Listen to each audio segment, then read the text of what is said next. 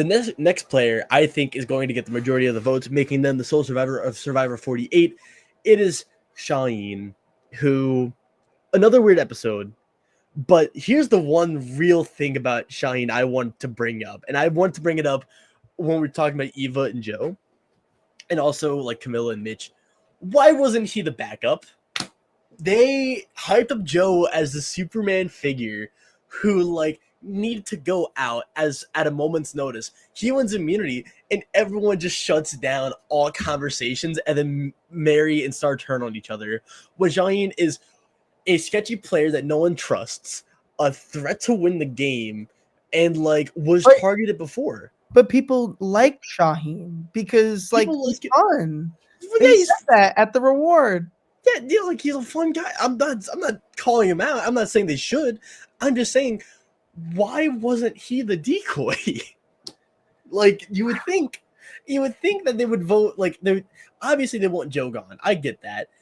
But it's like, if you're not doing Joe, there's Eva and Shaheen. Eva has two advantages that everyone and their grandma knows about. So whatever. She's also immune. Just, who cares? But, like, they have to think that maybe they wouldn't use the advantage on Shaheen. And just maybe now's the perfect time. Because they can still pull in Kyle and Camilla. Camilla wants Shaheen gone, or wanted Shaheen gone. Then, like, they just don't. And he got no votes. And I'm thinking back, remember when I talked about trends and narratives, and I brought up D and Jam. Shaheen said he just needs to stay in total control, not be the sucker, and he'll be fine. What is happening? I think this wasn't like a coronation episode. I don't think this was like a crazy episode. I do think this was the best episode for Shaheen to have after the last episode. And for that reason, you know, Brian, I'm glad you're better than me, because I had Eva at my number 1, episode 1, but I had him as my pre-game pick. I had him as my just like gut feeling, my fan favorite. I was rooting for him.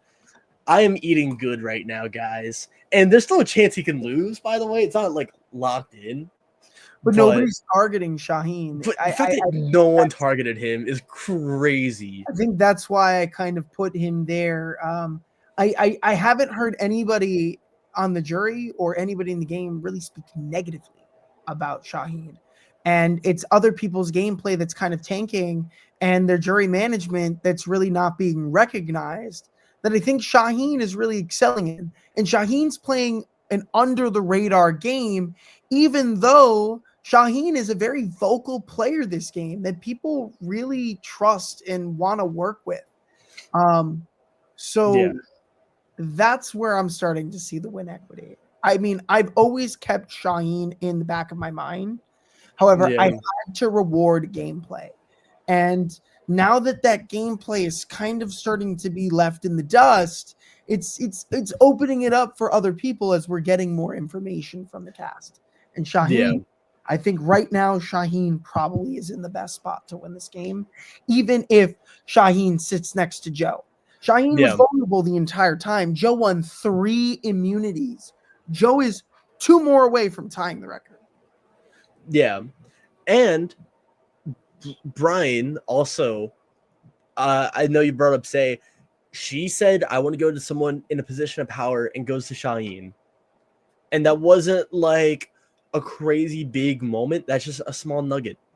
And I understand, Daryl, you think he could be a losing finalist. I see that too. I don't think David's final tribal. I think him being called delusional. I'm sorry for stuttering. Him being called delusional could mean that he makes it to the final tribal council, because it's like he could be trying to hype up his own game because he's at final tribal council. I don't listen to exit comments unless I think it can correlate to something we are either seeing or not seeing. But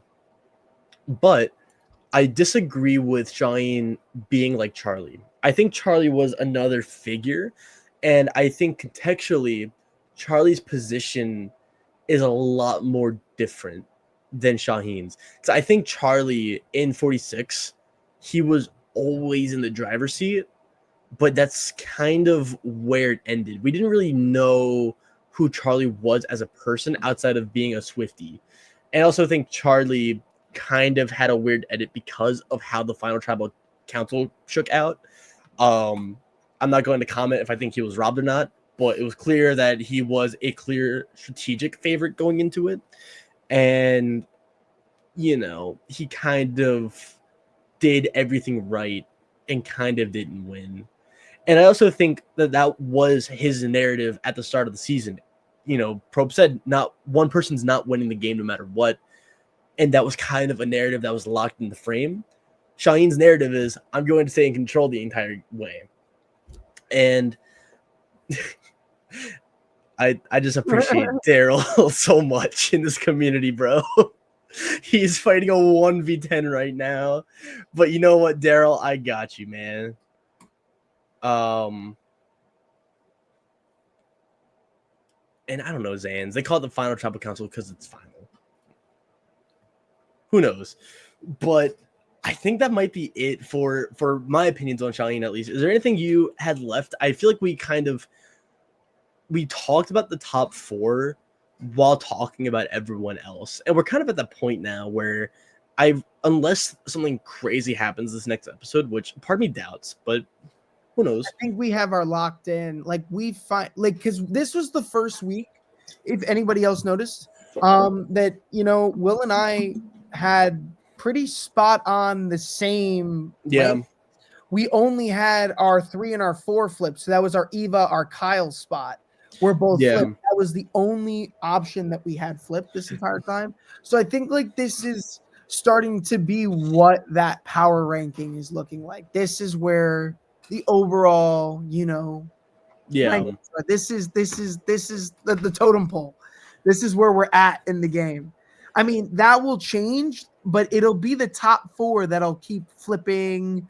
Yeah.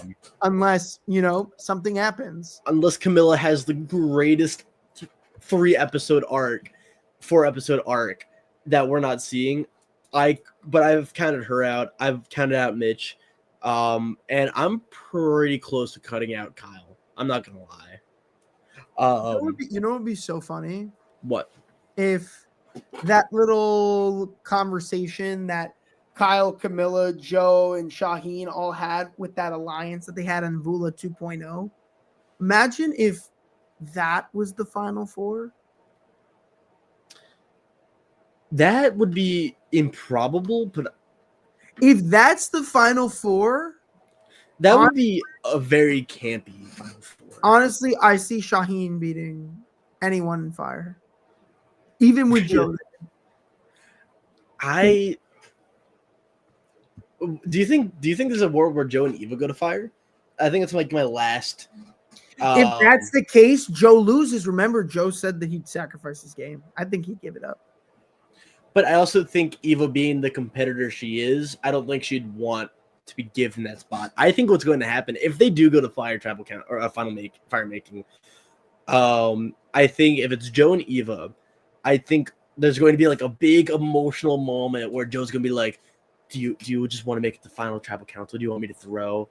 And then Eva's gonna be like, no, I needed to compete. I need to be a competitor. And Joe's gonna be like, I understand. And then Joe just completely wipes the floor with Eva at Firemaking. That's my head. I realistically, I think it's Eva and Mitch, but that's my theory. If they both, I think it's a good theory. I think it's possible, for sure. Anything's possible though, if you think about it. Anything like me playing some Survivor riffs. No, my guitar is so badly out of tune. No. Anywho, my last thing I also want to throw out too with Daryl, Eva shouldn't be very good at explaining herself. I agree with that. I think Eva having a cold shoulder, I think that ultimately can be explained, and I think players would understand why she can be a little cold to the players in the bottom. I think it's just part of who she is, and I think people would accept that. I think they can comment that she's cold, that's just criticisms, and I don't think that it's bitterness towards Eva. But I think that might be it for me, man. I ain't gonna Yeah. lie. I think I'm in the same boat. I had the Yeah. I feel like my last comment is Shaheen is here, not because I saw something that, was a big game move. I feel like you were right. You convinced me throughout the previous few episodes of like, just how everybody was always going to Shaheen and he was always Mhm. making his moves by not really being seen and kind of having smaller conversations because everybody wanted to come to him. I just feel like it was just the fumble. There was Yeah. an opportunity to make even more moves, and it just Yeah. when you have the opportunity to run the game, take it. Do it. Or 100%. if you proposed an opportunity for, I don't know, Mary and Mitch to be on the top, Camilla, Kyle, run that. You don't have to go through Shaheen and Eva and Joe anymore. Yeah. No, I agree. And I feel like that's the narrative we've been seeing so far. Obviously, it can be the rug can get pulled at any moment, but I feel more confident with Shaheen being the winner than I do at this point than with Rachel being the winner this time last season. Really? Okay. Last season I was pretty content on Rachel winning. However, there's still some doubts because of how strong the rest of the players were, right? Um, and I agree with that too, Jay. It's hard to say. And I think we should talk to Randy about this as well. Like Daryl was right all along, or maybe it's Stock Watch 49, episode 1. Which am I able to confirm that? I might have just leaked that. Wasn't me. Anywho, I would like to remind everyone too about the slew of wonderful shows we have. We have the pre-show, 7 p.m. right before the episodes, and then you can enjoy the post-show after the episodes. There's also Got Something For Y'all, Saturdays 3 p.m. Eastern Standard Time, Survivor Social Sundays at 8 p.m. And honestly, no, Survivor Australia has ended. I'm a good Survivor fan. I trust me, guys. And you can also check out the Patreon as well. A lot of cool stuff and new apparel. Buy our t-shirts. Please support us. Anywho, I think that is it. Josh, speak now or hold your peace until next week. That's my speech. My no more words. Just